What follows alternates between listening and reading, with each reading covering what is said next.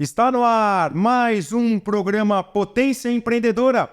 Eu sou o André Dueck e todo sábado eu trago um convidado especial para compartilhar conhecimento sobre carreira, sobre negócios e inspirações também de vida para você, ouvinte da nossa rádio USA, a rádio dos brasileiros na América, 1260 AM na grande Boston, em Massachusetts, 1400 AM no sul da Flórida, em Boca Raton, Fort Lauderdale e na grande Miami, 940 AM em Danbury, Connecticut e no nosso novo estúdio 1160 AM em Orlando, na Central Flórida. E você também pode nos ouvir através do aplicativo na loja do seu celular e pelo portal nossaRadioUSA.com em qualquer lugar do mundo. E hoje nós estamos pela primeira vez num estúdio móvel. É aquela famosa frase, né? A gente vai, se Maomé não vai até a montanha, a gente vai e desce atrás dos nossos convidados. Estamos aqui em Miami, numa parceria com a agência NTX, que está ajudando a gente na produção aqui. Um abraço para o Nathan Ximenes, que está ajudando a gente a fazer esse programa especial, Semana do BR Nation Talks, um grande evento de empreendedorismo, de branding, inovação e negócios internacionais. E eu aproveitei, lógico, né, para gravar com convidados especiais, os palestrantes que vão estar aqui nesse evento sobre carreira e sobre negócios com você que está na região de Miami. E hoje eu tenho a honra e o prazer enorme de estar aqui com meu grande amigo, ele que é meu coach. Gente, fala aí, qual que é o cara que tem um programa de rádio que chama o próprio coach para vir no programa com ele? Aqui é o seguinte, aqui a gente aprende, aqui a gente ensina e compartilha com vocês. O Rafael Reis, ele que mora hoje em Orlando, mas é natural de Lorena, no interior de São Paulo. Porta, olha a porta aí, fecha a porta. Mas foi criado em Curitiba, no Paraná. Ele é bacharel em Direito pela Unibrasil, também lá no Paraná. Trabalhou na Leves, concorrente nossa da fora, da Triton, hein? Você vai contar essa história aí, hein?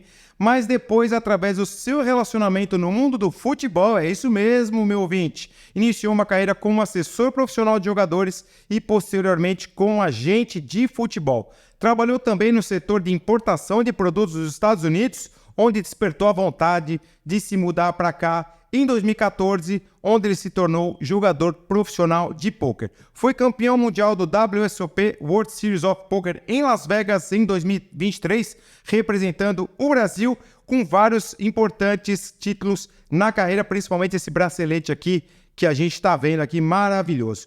Paralelamente, é empresário e mentor de empreendedores que usam o pôquer como ferramenta de desenvolvimento mental, e eu sou a prova viva disso. O pôquer, para quem não sabe, não é jogo de azar, não é sorte, não é nada disso. É esporte da mente, reconhecido mundialmente, que tem me ajudado muito no mundo dos negócios. Por isso que eu fiz questão de trazer aqui o Rafa Reis para você, meu ouvinte da nossa rádio USA. Rafa, prazer e uma honra. Finalmente conseguimos gravar aqui o nosso programa. Finalmente, André, a honra é minha. Agradeço muito o convite e é muito especial estar aqui com você. A gente vai falar sobre isso. Você é um dos meus mentorados que mais me traz alegria e vamos ter um desafio aqui. Então, os empresários que estão te ouvindo, eles podem participar desse desafio. Ah, vai lançar. Então você que está nos ouvindo, não sai daí que vai ter desafio. Eu gosto dessas surpresas, viu? Eu gosto desses meus convidados aqui que desafiam os nossos ouvintes para sempre melhorar. E eu vou começar, como a gente sempre faz no programa, o primeiro bloco a gente fala muito de passado, né? As pessoas têm que conhecer a história dos nossos convidados. Por quê? Porque, independente da questão técnica, profissional, de carreira, de negócios, a gente gosta sempre de contar a história do ser humano. Porque por trás de um profissional bem-sucedido, muita gente só olha lá, principalmente com as redes sociais hoje, só olha o sucesso. Mas não sabe de onde a pessoa veio. Aqui nesse programa a gente fala dos perrengues, sim. Os ouvintes que nos acompanham, já estamos no programa número 35, Rafa. Bacana. Então, semanalmente, a gente trazendo aí histórias de superação também, para ajudar as pessoas, às vezes, que estão passando por uma dificuldade, que precisam de uma dica. Então, as próprias histórias acabam se confundindo com a carreira. E eu queria começar lá, você, garotinho, falar um pouco da sua família, lá no interior de São Paulo, seus pais, seus irmãos, enfim, da sua origem, que é uma coisa muito legal, que eu gosto até, porque apesar da maioria dos nossos convidados eu conhecer, eu acabo descobrindo mais sobre eles aqui no nosso programa. Bacana. Eu acho legal contar a história também, você conhecer a história de cada um, porque muitas pessoas vão se identificar e vão conseguir vislumbrar algo que de repente ela não pôde fazer na vida, mas que seja um despertar. Então eu acho que isso é muito bacana. Então eu nasci em Lorena, fui criado na minha infância em Roseira. Meu pai era engenheiro, eu falo era porque ele faleceu em 2009. Meus sentimentos. Infelizmente ele partiu cedo, mas foi cedo, mas me transformou no homem que eu sou hoje. Agradeço muito a ele. O legado ficou. A vida, o legado ficou. E ele era engenheiro, eu sempre tive o sonho de ser jogador de futebol. Quem não, né? Quem nunca? Hoje jogador de futebol ou piloto, né? E assim, eu parti para ter uma vida em Curitiba quando eu tinha terminado o colegial. Então eu queria respirar novos ares. Eu sempre... Foi morar sozinho? Então, não fui porque tem alguém que tá aqui na salinha ali do lado que me incentivou a ir para lá. Entendi. Mas eu sempre quis respirar novos ares. Eu gosto de desafio, eu gosto de coisa nova.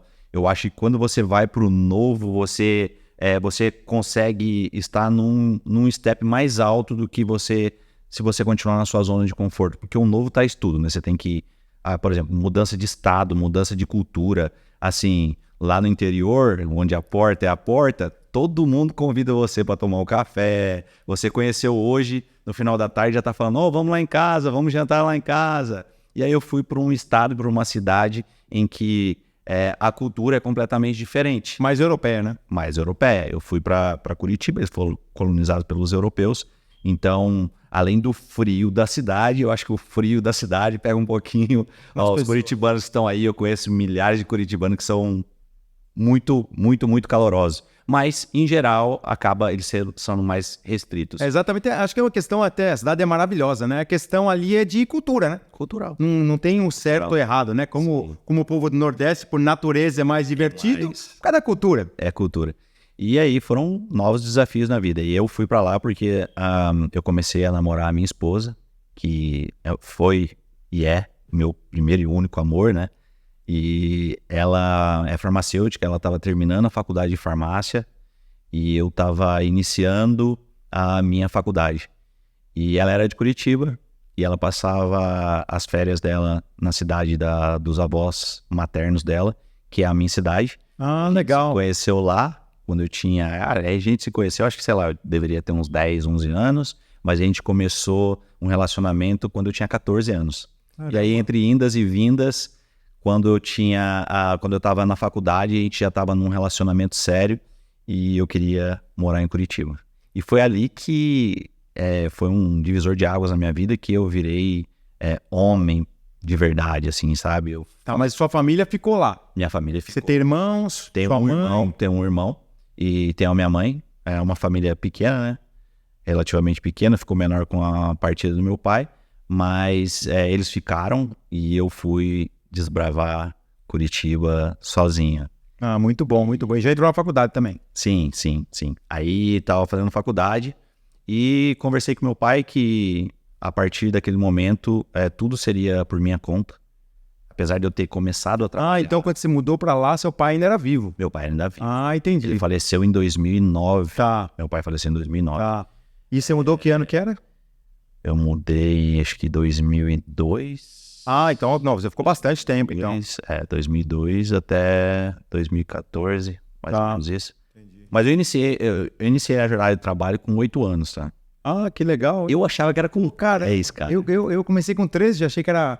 Eu achava que era com 10. Mas a minha mãe falou assim, não, você tinha 8. E seu pai falou assim, deixa ele ir. E você nem sabia. E até hoje eu não sabia. Ela me seguia. E ficava olhando. Me conta do que? Então, Roseira é ao lado de Aparecida do Norte. Então, Aparecida do Norte tem a Basílica, sim, em que tem a feira de Aparecida, em que, assim, eu não sei, acho que devem ser 5.000 banquinhas. Hoje já tem o shopping, que é o shopping do Romero, salvo engano. Mas era uma ladeira que fazia fila de barraquinhas. E as barraquinhas vendiam santo, coisas do Paraguai, eletrônico, Bugiganga. roupa, Onde Bugiganga? muita coisa. Tinha desde alimento até, tinha tudo. Ah. E era 5.000 barracas, era Ah. muita barraca. E aí os meus amigos, que eram mais velhos, por eu jogar futebol, eu sempre fui acima da média para minha idade. Tanto de porte físico como da parte técnica. Então eu sempre jogava com uma galera que tinha 2, 3 anos a mais que eu. E naquela época, não é como é hoje. Hoje, se minha filha de 8 anos falasse assim, pai, vou pegar um ônibus, eu falo assim, não, filho. Ou eu vou sair com os meus amigos, nós vamos para outra cidade.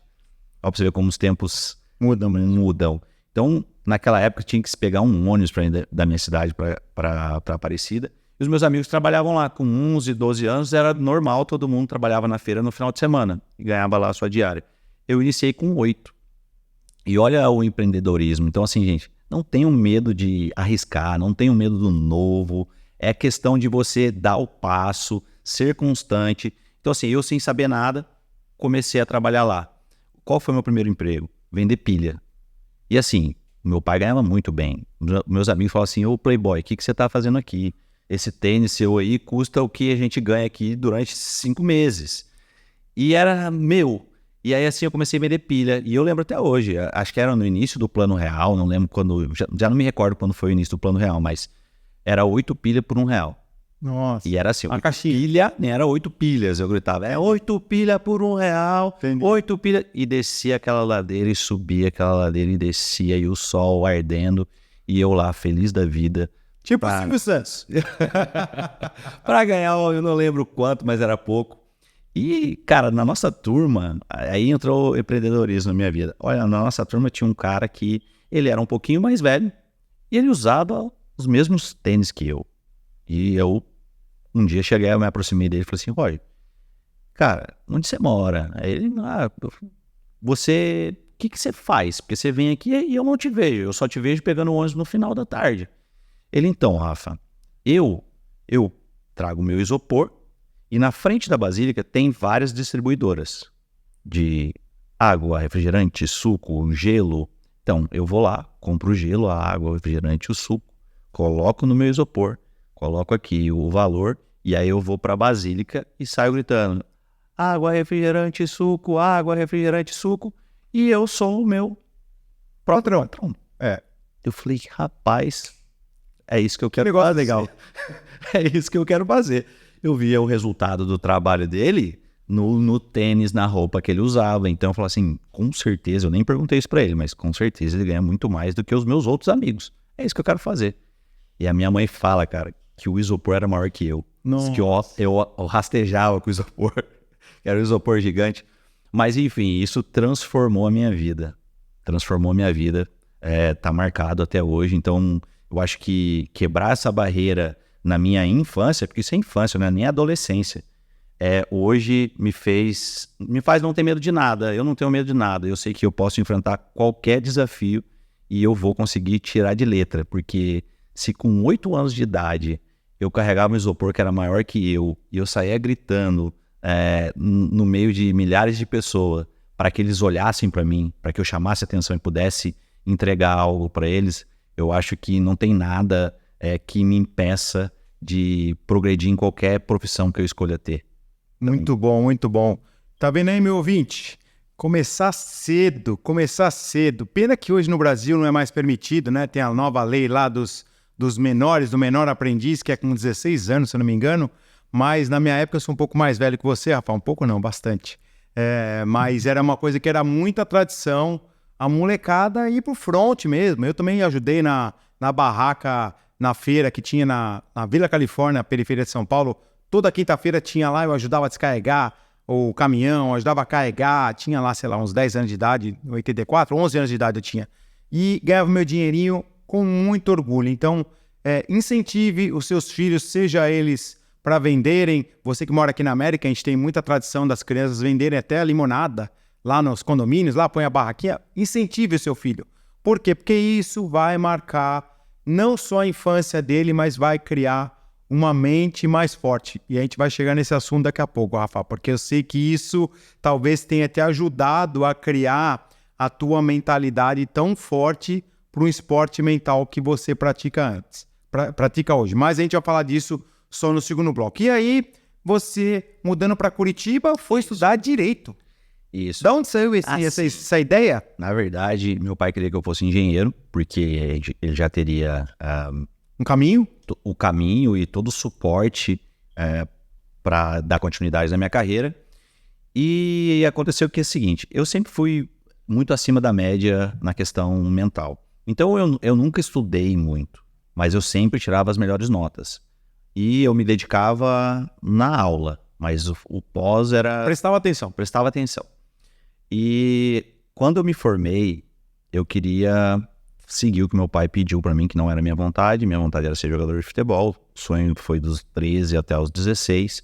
E aí, quando eu estava no último ano do colegial, eu já não tinha mais esse sonho. Mas chegou a jogar em algum clube, escolinha, júnior? Fiz alguma escolinha, fiz de júnior. Tipo, tinha o Guaratinguetá, que é... Sim, Guaratinguetá, eu lembro. Corria de kart lá, tinha uma pista. E na época lá, eles tinham uma parceria com o Santos. Então, quem jogava no Guaratinguetá ia pro Santos. Ah, legal. Mas, que daí, no caso, era Santos. Sim. Mas parei por aí. Não que meu pai não me incentivava, não é que ele não incentivava. Sim. Ele era tão busy com o trabalho dele que não tinha tempo de me impulsionar. E para quem é do interior, precisa desse impulso. Lógico. Se eu morasse na capital, eu ia sozinho. Como eu ia com os meus amigos em Guaratinguetá, que é ao lado. Sim. Se eu moro em São Paulo, eu teria me tornado um jogador de futebol 100% de certeza. Ia estar mais preparado no lugar certo. Se eu morasse em Curitiba, 100% de certeza, porque eu conheci mais centenas de amigos meus que falaram, não, eu joguei até o Júnior. Sim, você jogou? Era fácil aqui. Já, caramba, era só continuar, né? Era. Mas, enfim, e quando eu me mudei pra lá, da faculdade. Aí, assim, prestei para fazer engenharia no meio do ano. E eu, logo depois... Já em Curitiba? Isso, quando eu terminei o colegial, antes de Curitiba. Ah, tá. Aí prestei Direito em setembro. Era o único vestibular que tinha em setembro, que era na Unisal, Universidade Salesianas. E passei. Tudo Em São Paulo. E passei. Prestei Direito, passei. Não passei na Inatel, que era em Minas, que era de engenharia. E os próximos vestibulares de engenharia seriam em novembro, dezembro e janeiro. Só que eu passei nessa em setembro, eu falei, não vou fazer mais nada. Moleque, né? Sim. Quero fazer Direito, já tá resolvido. Tipo assim, done, tá feito. Pai, passei em Direito. Cumpri minha obrigação. Vou fazer Direito. Mas da onde você tirou que você vai fazer Direito? Vou fazer Direito, porque eu não gosto mais de matemática, eu não gosto de física, eu não gosto da parte de exatos. Eu quero fazer Direito. E vou fazer Direito.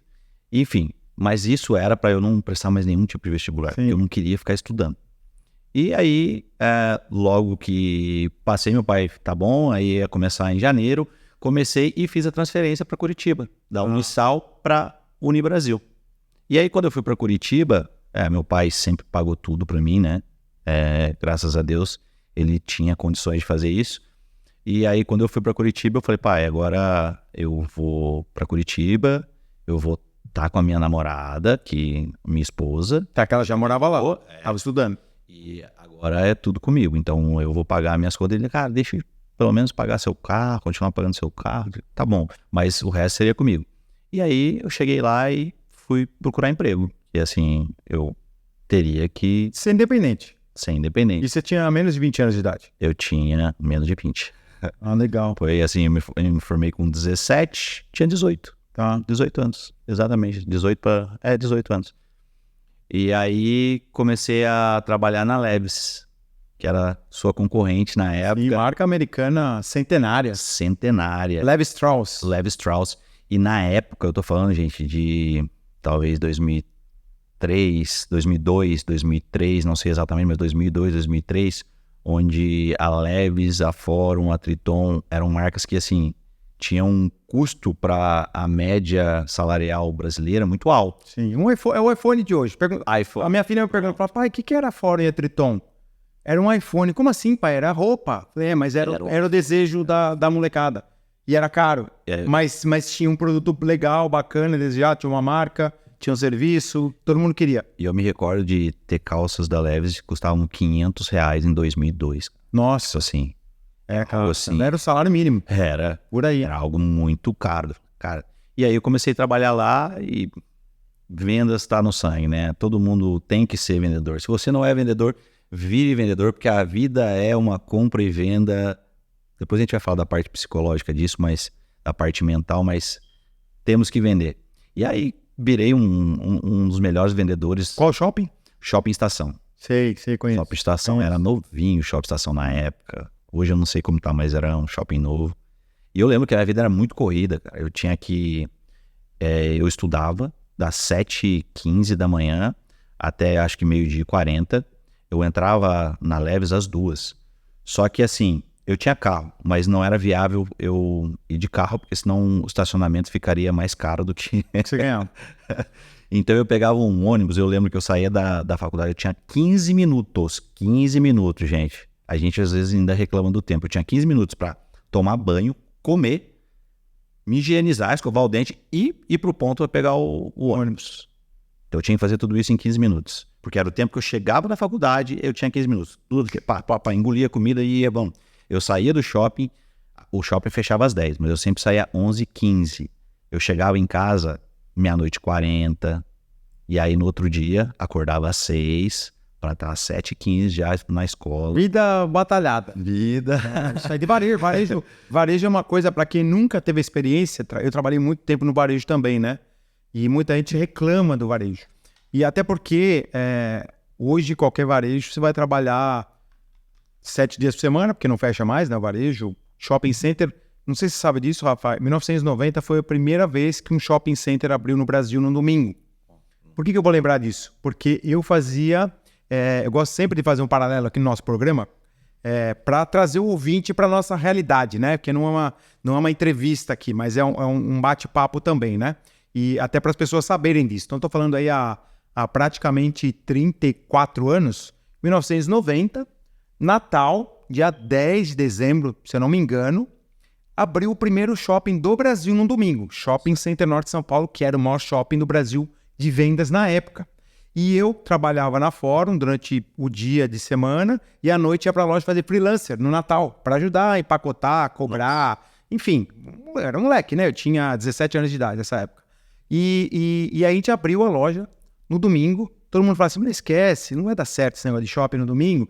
O pessoal só vai no domingo no cinema no shopping para ir no cinema e almoçar, ninguém vai para comprar. Era um paradigma de comportamento. E o varejo tem muito disso, de quebrar o paradigma de comportamento. Só que ele ensina muito, porque você está com as pessoas.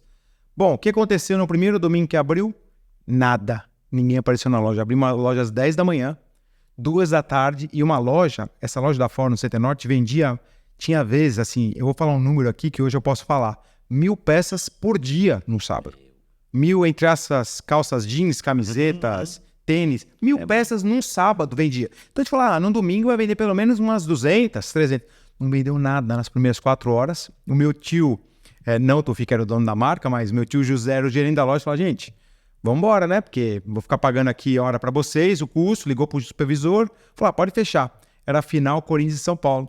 Teu time. Uhum. E aí falou assim, por onde a gente vai? O nosso, né? O nosso. E aí falou, por onde a gente vai? Vamos assistir a final. Pô, mas ninguém tem ingresso. Cara, vamos lá pro estádio lá e lá a gente... Chegamos na hora, lógico, né? Você comprou lá na porta, lá paga mais caro. Entramos no estádio e assistimos o Corinthians foi campeão pela primeira vez, Campeonato Brasileiro em cima de São Paulo. Por que eu tô falando isso? Por causa do varejo, ele traz muita experiência. Então, eu entendo exatamente o que você está falando, que o varejo é muito legal. Se todo mundo puder ter uma oportunidade, trabalha no varejo. É muito bacana mesmo. Foi uma experiência, assim, sensacional. Graças a Deus eu não durei muito, né? Porque se eu sair de lá é porque foi para algo melhor. E iniciou-se um relacionamento com os jogadores de futebol lá. Assim, comecei a conhecer porque era... Eles eram clientes. Um ticket médio bem alto, né? Sim. Então era a galera do poder aquisitivo alto. E aí eu tive vários clientes que eram jogadores de futebol. E quando foi lançado o Nike Shox aqui nos Estados Unidos, eu comprei. Que era um ícone, né? O Nike Shox com a molinha. Com a molinha. E isso foi chegar ao Brasil 6 meses ou 1 ano depois. Então quando eu cheguei aquilo lá, era tipo um elefante branco. E jogador de futebol, ele quer tudo que tá na moda. Então, eles começaram a perguntar, e esse tênis? Que você usava, mas você trabalhava vendendo calça jeans. Calça jeans, vendendo. Entendi. Aí, inclusive, o meu gerente posteriormente falou, Rafa, aqui a gente não vende tênis, cara. Então, assim, fala pros caras procurarem você depois. Mas, enfim, começavam a me procurar lá e o cara, oi, esse tênis? Porque o jogador de futebol ele é tratado de forma diferente no Brasil. Existe um mundo paralelo para o jogador de futebol. Ele quer comprar carro, o que for, existe um mundo paralelo. Consumista. E é um mundo paralelo. Os seres normais, inclusive os ricos, eles têm que ir até o shopping, eles têm que ir na loja de carro, a grande maioria deles. O jogador de futebol não, é o inverso. Você vai atrás dele. A loja vem até ele. Isso. Enfim. Aí ele queria aquele tênis, eu falei, cara, não, esse tênis é meu. E aí você atrás, falou assim, não, eu comprei. E aí ele, não, preciso ter esse tênis, vende o seu. Eu, não, mas você nem sabe o número, cara. Não, você não tá entendendo. Eu tenho que ter esse tênis. E aí passou que eu vendi o tênis pra ele num Quem que era o jogador? Posterior. Era o Jean Carlos, lateral direito, o falecido Jean Carlos. Ele jogou no Cruzeiro, jogou no São Paulo, jogou no Bahia, jogou muito tempo no São Paulo, que é meu time. E aí iniciou-se a ideia, igual eu tive lá atrás. Lembra da venda de bebida? De novo, eu tinha um vendedor junto comigo que se tornou meu sócio, que ele vendia muito bem. A gente pode iniciar um negócio. Eu vou entrar na internet, vou tirar foto de todos. Mas peraí que você vai contar essa história depois. Essa história é muito boa, eu já sei uma parte, mas você vai contar essa história depois do intervalo. Meu ouvinte, não sai daí. A gente chegou na primeira parte e a gente vai explorar essas questões, que é o clique, é a oportunidade. Muitas vezes a oportunidade está na sua frente e você não enxerga, ou não quer enxergar, ou não tem uma palavra mágica que se chama-se curiosidade. De falar assim, se eles querem o meu tênis, mais do que a calça que eu vendo aqui numa marca global como a Levi's na época, me deu um estalo aqui. Mas o nosso convidado, Rafael Reis, vai contar isso daqui a pouco. Não sai daí, a gente volta depois do intervalo com mais um bloco do programa Potência Empreendedora. Até já! Estamos de volta com mais um bloco do programa Potência Empreendedora. Eu sou André Dueck, todo sábado trago um convidado especial para você, ouvinte da nossa rádio USA, a rádio dos brasileiros na América, 1260 AM na Grande Boston, em Massachusetts, 1400 AM aqui no sul da Flórida, em Boca Raton, Fort Lauderdale e na Grande Miami, 940 AM em Danbury, Connecticut e 1160 AM em Orlando, na Central Flórida. E você também pode nos ouvir através do aplicativo na loja do seu celular e pelo portal nossaradioUSA.com em qualquer lugar do mundo. O papo estava muito bom. Eu nem fiquei explorando aqui no intervalo, meu ouvinte, porque eu também estou curioso. A gente parou lá, você trabalhava na loja da Levi's, uma loja bem estabelecida, uma marca global, mas aí os jogadores de futebol começaram a querer comprar seu tênis. E aí, eu que sou judeu, e você que vendeu o próprio tênis do pé, conta essa história aqui, Rafa. Então eu vou pegar um link que você terminou falando para os seus ouvintes de que às vezes a oportunidade está batendo na porta ou está na sua frente e o que te limita de não prosseguir, muitas vezes, o medo de não conseguir ou o medo de errar. Então tem uma frase assim do Albert Einstein que ele fala que uma pessoa que nunca cometeu um erro foi porque nunca tentou algo novo. Tem um outro cérebro também, que eu sou fãzaço, Michael Jordan. Você erra todos os arremessos que você não tenta. Então assim, gente, se a oportunidade aparecer, não deixe que o medo ou a preocupação de dar certo ou dar errado te pare. Faça. Você nunca vai saber se vai dar certo ou não se você não fizer. Tá vendo, meu ouvinte? Ensinamentos de Rafael Reis. Ele que tem uma jornada muito bacana aqui, mas tá chegando ali, você tinha uns 20 anos de idade, né? Aí eu já tinha. Aí vamos prosseguir, porque eu sei que tá começando a parte legal da história agora. Aí a gente iniciou, eu vendi o tênis, falei, vem amanhã que o tênis é seu. Aí eu vendi esse tênis e aí eu falei com o meu sócio, que virou meu sócio. Falei, cara, vou tirar todas as fotos de Nike Shox que existem no site da Nike americano e nós vamos chegar nesses jogadores que estão pedindo tênis e nós vamos falar para eles assim, tem 20 modelos, escolhe 10 e fala, essa é a opção número 1, número 2, número 3, número 4, porque eu já estava prevendo, e aí o poker ajuda muito nisso, tá? Depois eu vou falar sobre isso. Eu estava prevendo assim, se eu chegar lá e não tiver aquele que ele quer, porque não tinha como eu chegar... Probabilidade. Eu chegar legal, o jogo da Nike, que cor que você tem aí para mês que vem? Você no Brasil, né? Aí, enfim, aí a gente fez isso, e no futebol... É assim, do Iapoque ao Chuí. Você falou hoje no Iapoque, lá no Chuí, todo mundo tá sabendo. Eles são muito ligados, né? Muito ligados, principalmente nisso. Chegou um perfume novo, chegou um tênis novo, chegou um carro novo e fulano de tal tem. Todo mundo, o Brasil inteiro fica sabendo. Então, o nosso telefone, o meu e do meu sócio, foi compartilhado pro Brasil inteiro. Nossa. E aí a gente começou a... Vocês não tinham loja virtual? Nada. Só marketing boca a boca. Nós estamos falando de 2002, 2003. Aí a gente começou a ter uma procura imensa. Tanto que nós duramos, acho que mais 2 meses na Lab só. Nós tivemos 2 pedir a conta. Inclusive, nosso gerente, Jeff, me perdoa, até hoje ele tá assim, os 2 melhores vendedores me deram tchau.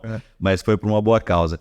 E a gente começou a vender muito, era muita procura, e a gente vinha pra cá e voltava assim com malas, assim, os 2 com 2 malas, muito carregado de tênis, e a gente fazia... Era o famoso sacoleiro na época. Era o muambeiro de luxo.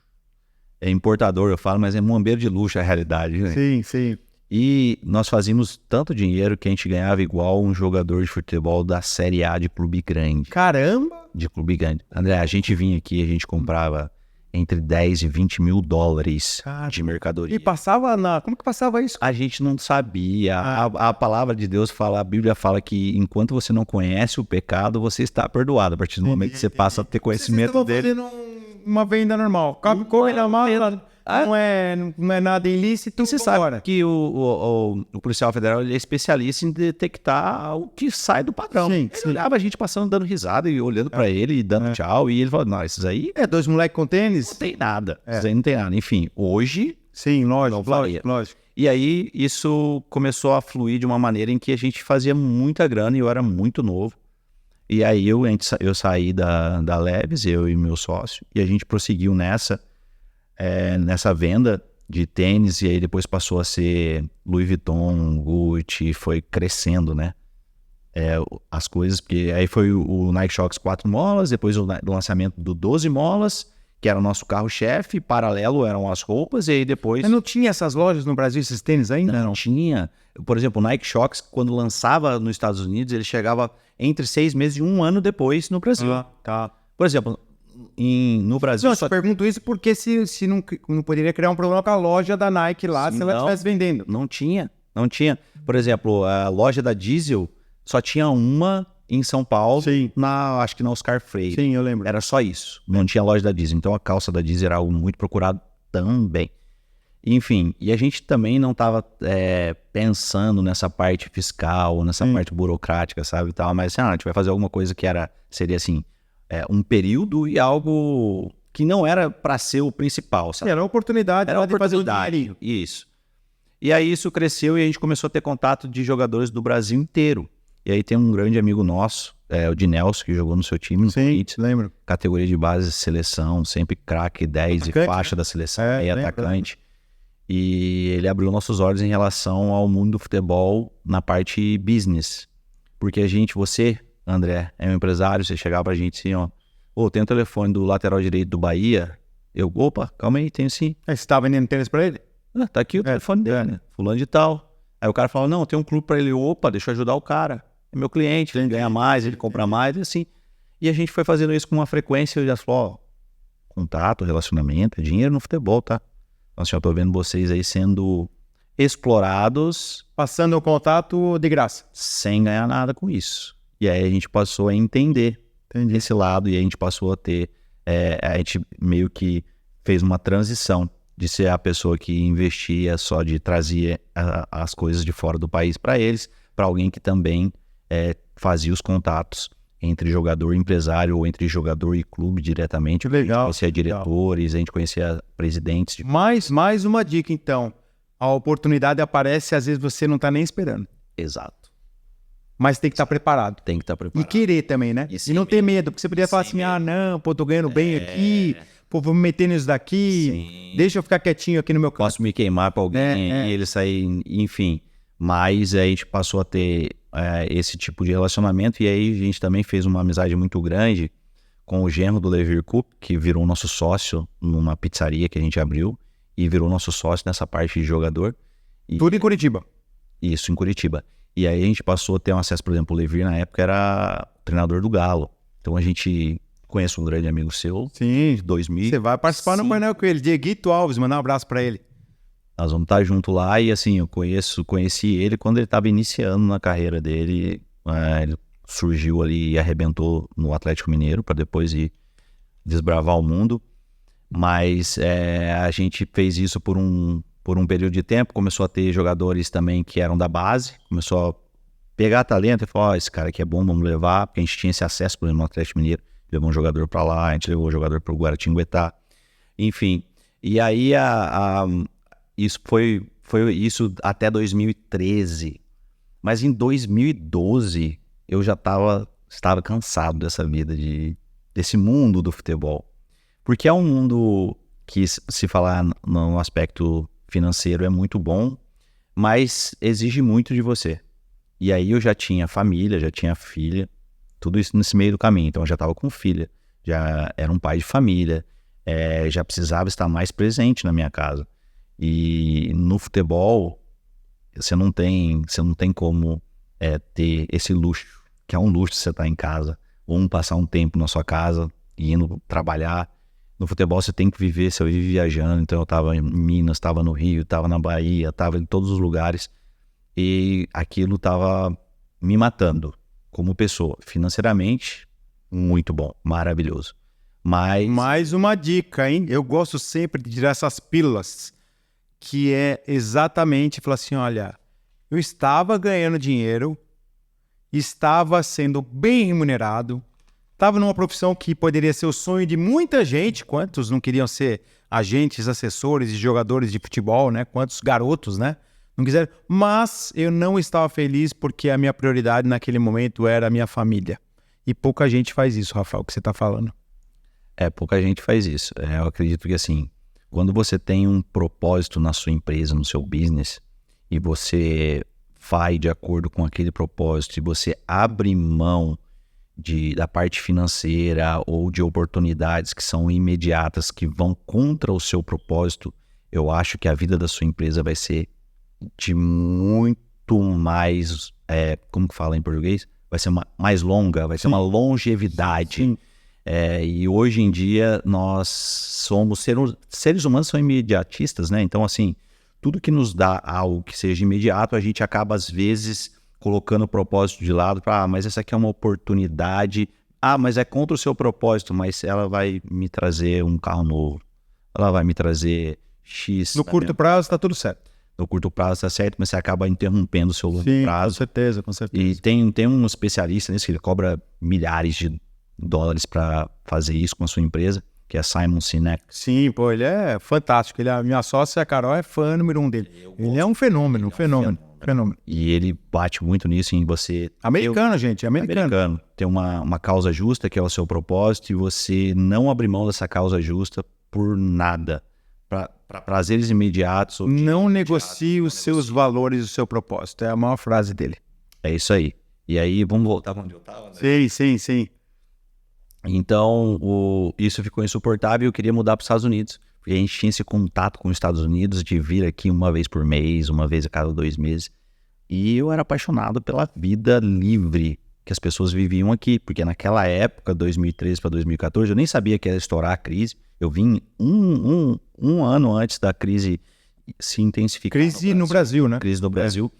E as coisas começaram a ficar mais complicadas no Brasil nessa época, em termos de segurança e etc. E eu queria vir para cá para, sair daquele mundo que eu tava, que eu ganhava bem por algo novo, loucura, né? Minha esposa falou assim, quando eu cheguei com a proposta para ela, falou, Ela era farmacêutica minha esposa é farmacêutica, tá, gente? Ela era farmacêutica do aeroporto, ela trabalhava 6 horas por dia do aeroporto de Curitiba, das 6 da manhã a meio-dia, ganhava muito bem, eu ganhava muito bem e eu não gostava da minha vida. As filhas estavam bem? As filhas bem, tinha propriedades, a escola boa, etc. Tudo parecia perfeito, mas eu não estava bem. E aí eu cheguei com a proposta para ela e disse, comecei a trazer ela com frequência antes de eu fazer a proposta. Então, gente, estratégia é tudo, tá? No seu negócio, no seu relacionamento. Se for por uma boa causa, eu comecei a trazer ela com mais frequência comigo. Então eu tinha que fazer alguma coisa, ela vinha junto. Para plantar a sementinha. Eu fiz igualzinho. Elas não sabem, né? A gente engana elas, viu?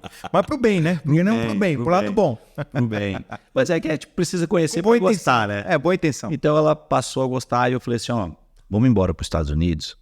E ela falou, mas qual é o plano? E aí eu já tinha um plano. Eu tinha um ciclo de amizade aqui nos Estados Unidos e por isso foi Orlando, não foi Miami. Eu tinha um ciclo de amizade lá em Orlando e eu combinei com alguém que estava vendendo uma empresa que na época, por exemplo, a Amazon hoje, gente, eles têm a própria entrega. Só que na época a Amazon já era grande e quem fazia a entrega dela era a FedEx. Sim. Então existiam rotas que faziam entrega do FedEx. Então todo mundo entregava pelo FedEx, eBay, Amazon e etc. E aí eu estava comprando uma empresa que tinha 3 rotas. Você comprava FedEx. a rota, né? O Comprava direito a rota de explorar aquela como rota. caminhão e como motorista. Tá. Então já era completinho.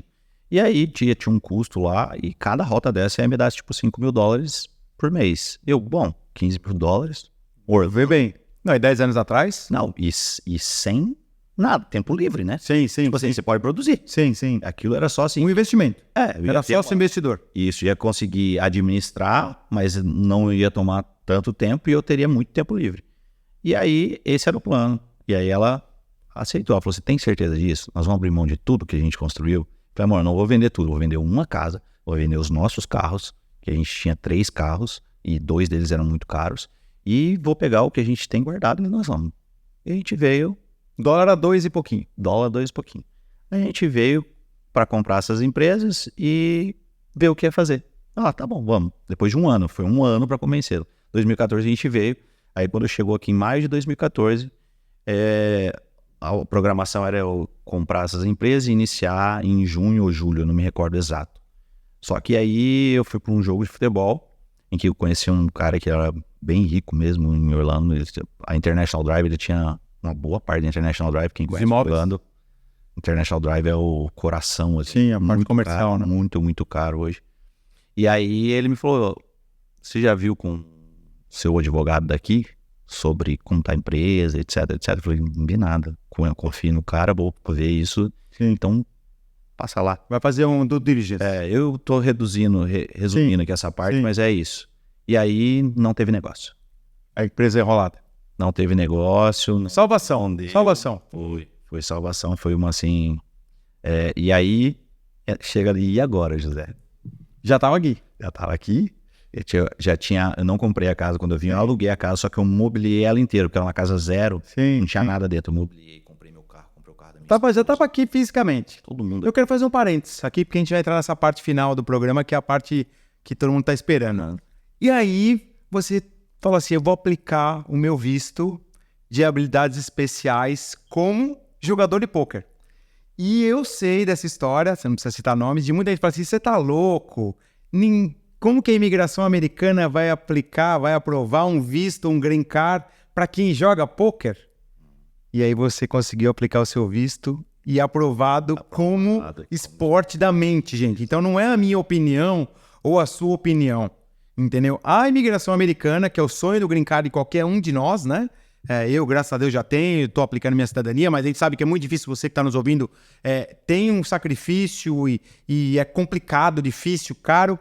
O Rafa conseguiu através de um esporte da mente. Não é gamble, não é aposta, jogo de azar, como muita gente acha que é. E aí foi reconhecido como um atleta profissional do esporte da mente. Assim, o resumo da história é esse. Eu já jogava poker desde 2005 como hobby. E aí, quando chegou aqui, eu vi essa gap, eu vi esse espaço e não tive medo de arriscar. Falei pra minha esposa assim, eu vou me tornar um jogador profissional. Hoje eu sou um jogador amador, lucrativo, mas vou me tornar um jogador profissional. Ela, você tá louco, enlouqueceu, você me tirou lá do Brasil. Empresário, farmacêutica, eu vou fazer o quê? Você vai começar a jogar poker, daí eu vou fazer outro, sabe? Tinha o preconceito, né? Até dentro de casa, né? Você acabou de citar, que era normal, né? Existe até hoje. Aí eu falei, vamos fazer o seguinte, vamos tirar $50.000 do nosso dinheiro. Eu não vou pegar mais do que isso. Se ele acabar, a gente faz o que você quiser. Aí eu iniciei essa jornada. Que é o que a gente chama de bankroll, né? Que é quanto você vai investir para você começar a sua carreira. Sim, eu iniciei na jornada jogando cash game para fazer diárias, então eu trabalhava para fazer $400 por dia, etc. Que isso era muito, vamos dizer, é muito possível, ainda hoje é.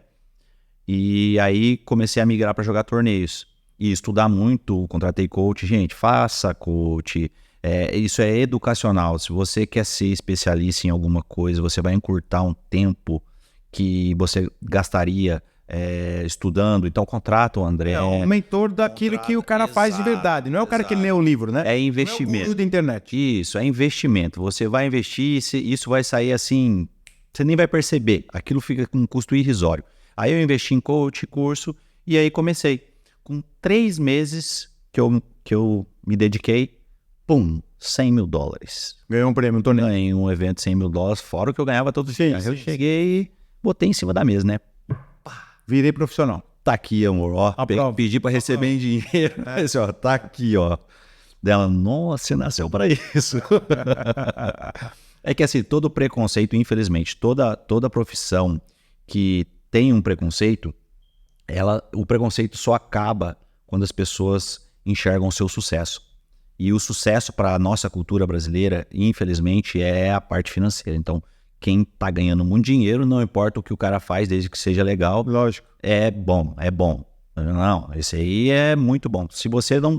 Vamos imaginar que eu não tivesse tido o sucesso que eu tive em todos esses anos na minha carreira, provavelmente o ciclo de amizade da minha esposa, dos meus familiares, seria um ciclo de que teria um preconceito até hoje. Mas também, olha o que o marido dela faz, mas também, tipo, eles não caminham por isso. Isso pode acontecer em qualquer profissão. Qualquer profissão. Eu mesmo arrisquei quando eu vim pra cá pra trabalhar com real estate, todo mundo falava, você é louco, você era diretor de uma empresa grande, que você vai ser corretor de imóvel, que tem um preconceito. Eu falei, como assim, gente? O que tem de ruim de ser um realtor, um broker? Mas muita gente, tanto que até um dos meus propósitos aqui é mudar essa imagem da profissão do realtor brasileiro nos Estados Unidos. Bacana. Eu acho que o seu trabalho vai ser muito menor do que o nosso. Não, com certeza. Não, mas é por isso que eu fiz questão de trazer você aqui, Rafa, no nosso programa, que a gente vai chegar na parte final agora, que eu quero até desenvolver isso. As pessoas têm que entender que o poker é um esporte da mente como o xadrez. Sim.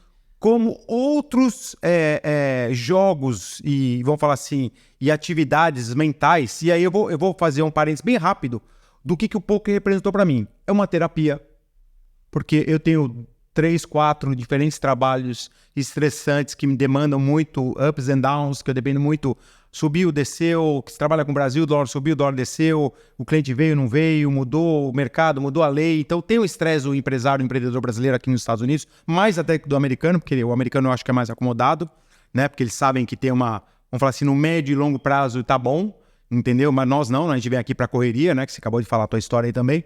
O poker me ajudou muito na terapia mental. Segundo, eu sempre fui um cara muito bom de matemática, mas nos últimos anos a tecnologia eu fazia tudo com de cabeça, mas daí veio o Lotus, depois o Excel, depois a inteligência artificial. Você fica preguiçoso de fazer conta. Então eu voltei a exercitar minha mente com 50 anos de idade na questão matemática, de raciocínio lógico, né?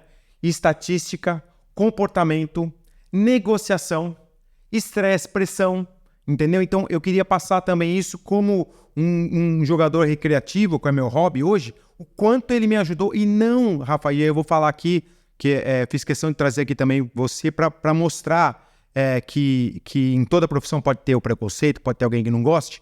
Não à toa o meu resultado de quando eu comecei a jogar poker, eu tripliquei o meu volume de venda dos meus negócios e de lucro.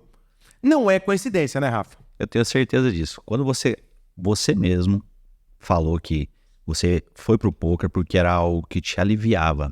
Mas olha a importância do poker na sua vida. Você acabou de descrever, para quem não sabe o que você faz, como era o seu trabalho. Ups and downs, altos e baixos, oscilações. Então você foi para um esporte, que é considerado esporte desde 2010, tá? Existe um trabalho todo anterior a isso, mas a International Minds Sports Association reconhece o poker como um esporte da mente, junto com o xadrez, gamão e mais um esporte chinês. Mas todo o seu trabalho, ele tem, quando você vai no fundamento do poker, da teoria do poker, você que é competitivo e veio para esse hobby, você começou a entender como eram as bases teóricas do poker. As bases teóricas do poker vão te ajudar na sua profissão, na sua carreira. Eu não tenho dúvida que você triplicou, porque no poker você vai trabalhar com altos e baixos, sendo feliz. Controle de ansiedade, previsibilidade, gestão de risco. Você vai É importante, você falou, hein? Com responsabilidade sempre, né? Lógico, né? Qualquer profissão, né? Você também trabalha com o mercado imobiliário. Se você investir lá no negócio ruim, você vai perder dinheiro. E aí eu tenho certeza que você passou a ser uma pessoa mais resiliente, uma pessoa que começou a assimilar os baixos da vida de uma forma mais... Vamos assim, você assimilar mais rápido do que um ser humano normal. Uma derrota, né? Uma derrota, porque a derrota dói até no poker. Sim. Mas assim, no poker, gente, para vocês terem uma noção, você vai perder em torno de 70% das vezes. Se você for muito bom, em torno de 70% das vezes. Se você não for, em torno de 90% das vezes. Então ele passou, e isso aliviava a mente dele. Então você imagina a resiliência que o André criou dentro dele, a casca grossa que ele criou jogando poker, porque ele sabia que o resultado seria negativo a maioria das vezes. Imagina se você sai para trabalhar todo dia no seu trabalho com sabendo que você vai perder. Sabendo que você vai perder. Imagina. Até um parênteses, né? Pode parecer que a matemática não fecha. Ela fala assim, como assim? Perde 90% das vezes e como ganha dinheiro? Porque os 10, quando você ganha muito. Eles corrigem. E quando você perde, se você tiver responsabilidade, você perde um pouco. A maioria das vezes vai ser assim. Então isso constrói dentro do André um empresário muito mais forte. Sem falar da parte psicológica que a gente tem que falar. Você vai... Quando você... vou dar um exemplo aqui básico, gente. Você vai utilizar a teoria do poker e fundamentos do poker na sua casa. Sua filha vem e te pede assim, pai, eu quero uma bicicleta. Se você é um jogador de poker, se você estudou a base do poker, você vai falar assim, na hora você vai pensar assim, tá, prós e contras de eu dar a bicicleta para minha filha, futuro da minha decisão de dar a bicicleta para minha filha, qual é o reward que eu estou dando para ela, qual é a mensagem que eu estou passando para ela. E aí você vai trazer tudo isso. Custo-benefício. Você vai trazer tudo isso na tua decisão. Numa simples... Qual é a chance de você errar, André, quando você automaticamente, quando vira second nature, esse tipo de fundamento? Você não vai errar. Então você que é empresário, quando você for conversar com um funcionário seu, uma negociação com um cliente, ou for conversar com um superior seu, dificilmente você erra nas suas decisões. Dificilmente você vai estar andando fora da linha se você tem esses fundamentos do poker que eles viram second nature sem você perceber. Você carrega isso mesmo antes de ter aula comigo. Tenho certeza disso. Muito bom, muito bom. A gente vai chegando na parte final aqui, Rafa. E aí eu queria te fazer a pergunta de $1 milhão. Qual a sensação de ser campeão mundial? Eu respeito qualquer pessoa que fala assim, eu sou campeão mundial de qualquer esporte, eu respeito muito. Tá? Então eu queria te fazer essa pergunta. Qual foi a sensação de você ser o número 1 do mundo, brasileiro, num lugar que ainda o poker é novo? Então eu queria finalizar o programa com esse teu sentimento. É indescritível. Nós temos somente 13 campeões mundiais em Las Vegas, ao vivo, num campeonato mundial. Ou seja, para uma nação imensa que é a nossa... 13 brasileiros, né? 13 brasileiros, desculpa. Isso. 13 brasileiros. Numa nação imensa que é o Brasil, você ter somente 13... eu acredito que nós temos... História, né? Na história, desde que iniciou o poker. Numa nação que nós temos milhares de jogadores de poker. Então, assim, representar o Brasil e colocar a bandeira do Brasil lá no topo foi indescritível. E aí, no momento da celebração, cara, que você escuta o hino nacional brasileiro, 4.000 pessoas de todas as nações, que estava tendo um evento, em pé, escutando o hino nacional. Tá vendo, gente, como é esporte? Tem pódio. Tem pódio. O troféu bracelete. Celebração. E tá aqui o bracelete de ouro, é do Brasil. É isso aí. E nós vamos por mais. Muito bom, Rafa.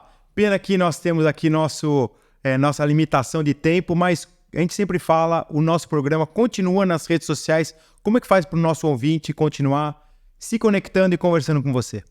É isso aí, meu Instagram é RafaelPokerFI e você pode conectar, pode mandar DM que eu tento responder quase que todos, tá? Leva um tempinho, mas eu tento. Lá no Instagram, né? Lá no Instagram. Fechado, Rafa. Obrigado. Foi bom demais ter você com a gente aqui. E a gente volta na semana que vem com mais um programa Potência Empreendedora. Um bom fim de semana a todos e um grande abraço. Bom final de semana, gente.